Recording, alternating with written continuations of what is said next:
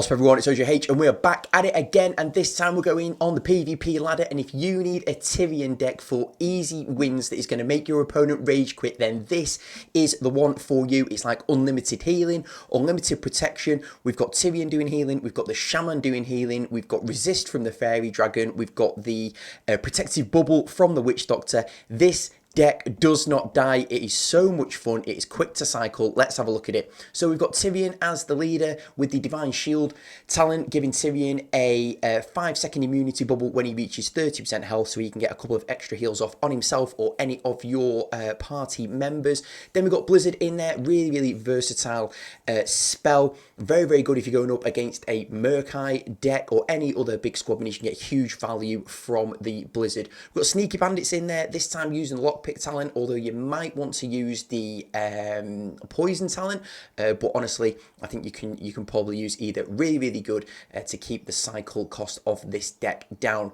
Our other tank unit in this is going to be the Ghoul for 2 gold. The Ghoul is incredible. Again, it stays on the map for an eternity with its self-healing cannibalize, so that can be really difficult for your opponent to get off the map.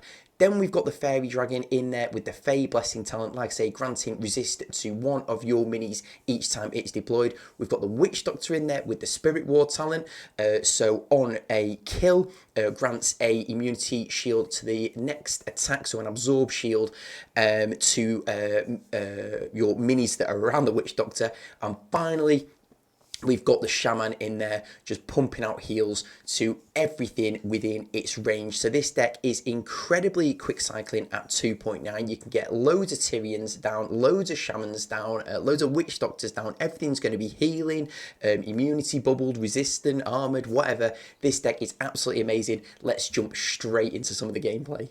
Okay then, so we're going up against Stormlove in a Tirion versus Tirion. So let's have a look at how we get on here. So we're going to open up with a Tirion to start with, then a Witch Doctor, and hopefully with this one, I mean, you can get away with stacking minis, but you just need to get a bit of a feel for if your opponent's got deep breath or not, and then it may well be that you need to start spacing your minis out. But again, the deck cycles so quickly that you can get some split lane pressure going on, no probs at all. So we're already on our second rotation of this push. So we've already got 2 Tirions on the map, we've got 2 Witch Doctors on the map, we've got a Shaman who's down healing everything up, and we've got a Ghoul up front. We're going to keep trying to blizzard the backline troops of Stormlove there, so things like the Huntress, and already we haven't really lost anything, I don't think, and we are on a 3rd Tirion and Witch Doctor. We've got the Blizzard again. We've rotated round, or we cycle around to another Blizzard. We're going to get another gold chest, and that initial push that we've got on the bridge is being healed up by the Shaman. Is being protected by the Witch Doctor. Is being healed up by the by Tirion himself. We've cycled some bandits in the back just so we can get round to another Blizzard. Amazing value on that Blizzard there, taking out all sorts really. And the size of the push that we've still got on the bridge, I think we've maybe got 2 or 3 Tirions in there and 2 or 3 Witch Doctors. They're all bubbled up. That safe pilot's going to do absolutely nothing because of the bubble that they've got from the Witch Doctor. And we are now inching across the bridge. Our opponent should be feeling pretty concerned at this point. We'll take that Blizzard value on a Witch Doctor and a Fairy Dragon and a Tirion. Another Tirion coming down, another Witch Doctor coming down, another Ghoul coming down. We're just cycling round at the back now. Another Shaman coming down, so we've got another wave of pressure if we need it. Everything is being healed. I mean, what we got there, we've got 3 or 4 Tirions, a Ghoul up front as well. We're sat just leaking gold at the moment, and I think our friend Stormlove has given up. I think there's some minis there that were from our initial push. So strong, so strong. Right then, who have we got now? We've got Styx2 from the Gauntlet playing a Murk-Eye deck. So with a Murk-Eye deck, what I want to do is I want to keep my Blizzard in hand. As soon as I see a Murk-Eye get dropped, I'm going to Blizzard on top of the tower, because I know that all of the extra minis from Murloc are going to be dropped, are going to be spawning out of that main tower, and I want to get rid of them as quickly as possible. So we've got our first push going down here, which is going to be able to contest those chests. And then the second push we've set up to start putting some pressure on that left-hand side. That Blizzard was me being an absolute muppet and actually wanting to press the selector switch, but I had Blizzard in hand, so I Blizzarded absolutely nothing, which means that we now have to deal with all of these Murlocs. But this deck is incredibly strong, and what I wanted to do is what's happening now, is get some of my ranged minis onto the bridge so that they can be raining down. Bridge control, super important in this one. But again, we're a little bit out of cycle now because I'm sort of using my Blizzard in non-optimal positions. But we're doing a good job of keeping minis on the map. We've still got the Shaman on the bridge there. There's a Ghoul up there as well. Fairy Dragon chipping away from a range. We've got a couple of Tirions self-healing. The front Tirion there has healed himself. And we're back to Blizzard in the right time that I want it to be able to just play it straight onto our opponent's base. Obviously does a little bit less damage now that spells have been nerfed on the damage that they do to enemy kind of core towers, but I'm happy with that. That's absolutely fine. And then look at the size of the push that we've got going on here. We've cycled back round to a Blizzard because this deck is super quick at cycling, and we've still got a fairly decent looking push going on. We've got at least two, we've got at least 3 Tirions on the map and a couple of Shamans as well. These bandits are going to stun the raider, because the raider in this one, our opponent's raider, has got the siege talent, so he's going straight for our base, so that's good to slow it down. Again, another Murk-Eye coming down, so we're just going to drop a Blizzard on the base. That'll get rid of all of those extra squad minis that come down and just saves us having to deal with that. My selector had been selected to the right. Again, I think that was my fat fingers who pressed the wrong button there. So we eventually got that done. We have got those bandits to that gold chest. So that is going to be double gold for us because, like I say, we're using the picklock talent. Again, try not to waste your Blizzards on anything other than when you see a Murk-Eye being placed, and then keep, this is me now, I'm looking at that base just waiting, there's got to be a Murk-Eye coming down. I want to keep 4 gold in hand. I'm sensing a Murk-Eye. We've got a massive push coming down the right.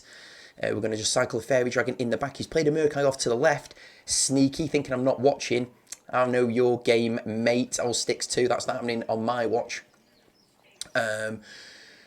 So I mean, we're in a really strong position here, aren't we? So we took a little bit of damage at the start, but now we've got all sorts going on. We're just going to cycle a Blizzard on the tower just to stop anything happening, and that is how we deal with Murk-Eye.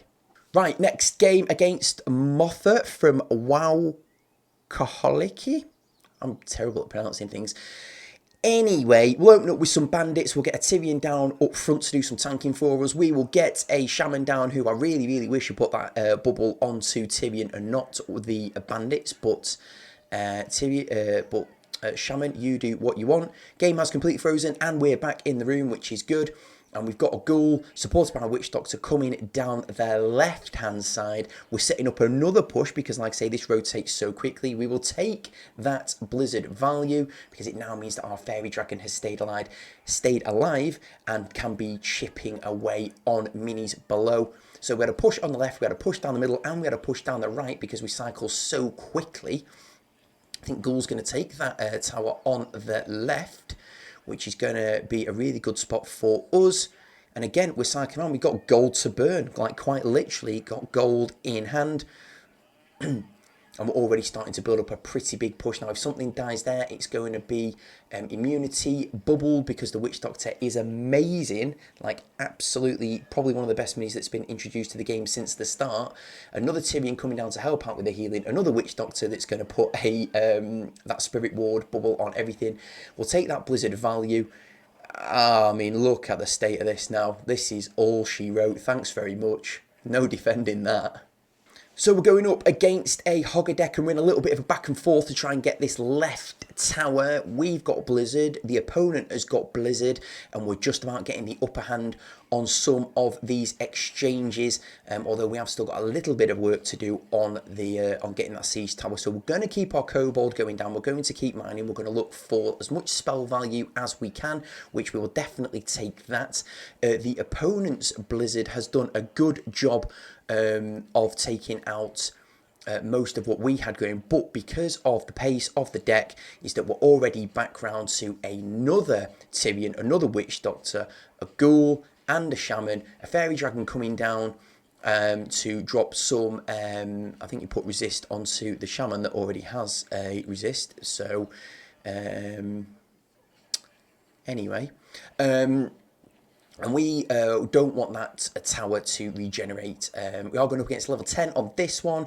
But as you can see, the push that we had on the left, the Ghoul's still alive, the Shaman's still alive, the Tyrion's still alive, and the Witch Doctor's still alive. And we're going to now start kind of doubling up. I feel like we're getting the upper hand over on the left-hand side, especially with that Blizzard coming down. Safe palette from our opponent was a little bit wasted.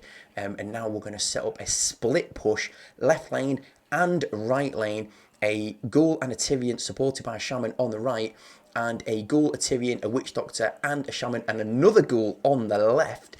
Our friend Ramsheld is going to have an awful lot to deal with here, especially with the Witch Doctor being protected and popping off those Spirit Ward shields on everything.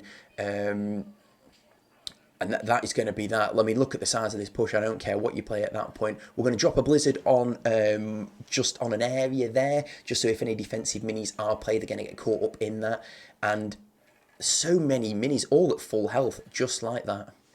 And one final clip then to show the power of this deck before I leave you. And if you do have some success with this deck, then please give this a video. Get yourself subscribed for more like this. We're going to start getting involved in some PvP. Start trying to push up on that a little bit. Like I say, we're at 12, 13k at the moment. And we're concentrating on dungeons. Obviously, I have my operation as well, which I've not played too much.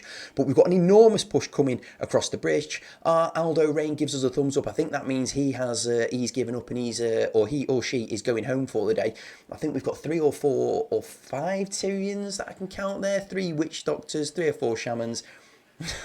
That is it. Thanks for watching. I'll see you in the next one.